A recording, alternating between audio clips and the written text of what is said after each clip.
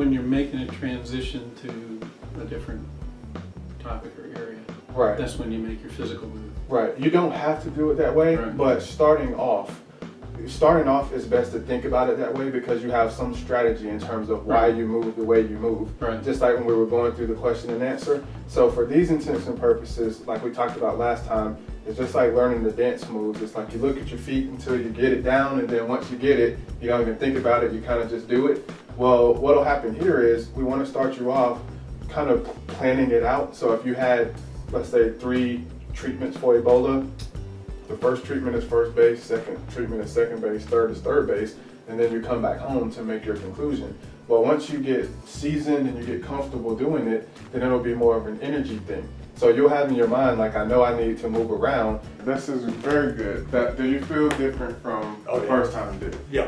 You feel the difference? Okay, so the setup was beautiful. It was clear. I love that. So I got a sense now of who you are, what's going on, so that's perfect. The thing that I think will help us with the transition, the examples help significant. Right. I mean, particularly with the pilot example. If you enumerated these things, that will help to keep them clear in our minds. So I love, first you set it up, you said that there's integrity, communication, adaptability. So I don't think you did that the first time around. So you kind of you told us what you were going to tell us. Right. So that was very good. And then I think when you go through them, number 1 is this. And then number 2 is communication. So that way we kind of know where you are and where you're going. We'll follow me out. Yeah, and it'll help separate that a little bit. But I think that was great. That was night and day. So this is an opportunity to turn. So, you know, my friends Sandy and Dave, they're going to talk. Oh, okay. Sandy's going to talk about that. Mhm. Dave's going to talk about this. You know, so just kind of get into kind of having your gestures congruent with the words that you're saying. Because when you're saying it right now,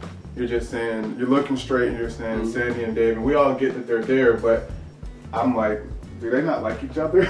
You know what I mean? It's like, you won't even look at them. No. You know. Okay, so this is a perfect example. This is the best example yet. So when you said that he's there and he's doing this, you don't have to explain it after that. Yeah. Because you see, you're doing the gesture, and then and you'll see this on the tape. That's why I wanted to interrupt you here. But once you do the gesture, then everybody knows something's going on down there without even knowing the story. And then after you did that, you went and you said something after. I don't know what the exact words, but you explained the gesture. Yeah. So that's an example of the narrating versus being into it. So once you do that, and then you kind of assume, we know you're on the boat, you're pointing to something, there's nothing but water down, that's not good, right? Right. Everybody gets that. You're not holding eye contact That's true. with at all. So it's kind of like you're going here, there, it's kind of like looking all. So let's imagine that the camera lens is a person, number 1. Let's imagine that that blue light is someone's eyes, number 2. And let's imagine that this middle of this circle, number 3, is someone's eyes. Okay, so when you're delivering, I want you to be, particularly when you're talking about something like this, that's emotional. And remember, we talked last time that if you're looking one person in the eyes, then there's sort of like this V shape where everyone thinks you're looking directly at them. So you have at least a certain swath of the audience that thinks you're looking directly at them. When I was a small boy growing up in Macon, Georgia, the old folks used to always say, be prepared because opportunity only knocks once. Nowadays, our lives in society are so dramatically impacted by technology, opportunity no longer knocks. It calls all the time. Now, I don't know about you, but the problem with that for me is, if I get a call from a number I don't know, I don't answer. When I was a small boy growing up in Lithonia, Georgia, the old folks used to always say, be prepared because opportunity only knocks once.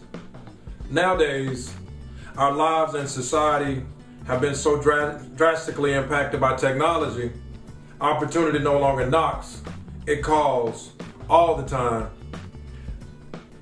I don't know about you, but the challenge with that for me is if I get a call from a number I don't recognize, I don't pick it up. I just want to say, as I was a young boy, one of the things they told me when I was growing up in Lithonia, Georgia, was when opportunity knocks, you should always be ready.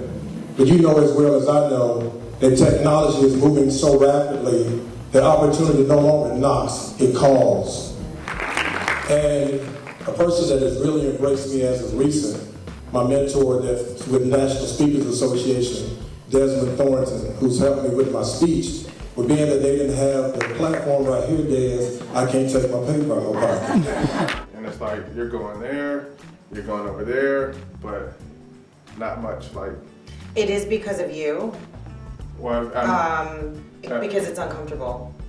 well, you gotta do that. I will get comfortable right now because you said that. Yeah. Like, But you it's need to- totally because of you, because I'm like trying not to look at you because I don't want to forget my words. How am I gonna make you forget your words? Because you're standing there. But you're looking over there. Is the door making you forget your words? No. Okay, No. so All right, I can add that. so when you come out, you got the pause to start, and then you're gonna say your widely spread indicators, and then you're gonna pause again. So when you think of your kind of, you know, when they say here's Jessica, then you go out, get control, you know. Where am I going? Turned Take your into, time. Just take your time. Stay in the mode. Just find your place. okay. Turned into 2 hours worth of work. Can I like cheat for a second so I keep going? When you're working, you know, working intimately with you like this, knowing that you see things that most people wouldn't see, my gestures, my tone, my body language, and to know that those things are going to be critiqued and I'm not just going to be seen as great because my personality showed up is something different. And so it's new for me and not common, but is what's making me better. It's been a very supportive process, and you're forcing me into a space of discomfort, and I'm just not used to that. We got this thing like 80% solved. We know the problem, and we know who we're targeting, and we know what they like, right? So when your personality comes out, because you know the structure so well, then you'll say things like that in ad-lib that will shock you. Because I'm basically telling this group that we have a problem. And so anytime you have a problem, people are gonna be apprehensive. But now what I'm telling you, I'm moving to solution now. I'm saying, yeah, we have a problem, but in your words, we also have an opportunity. We know what the problem is.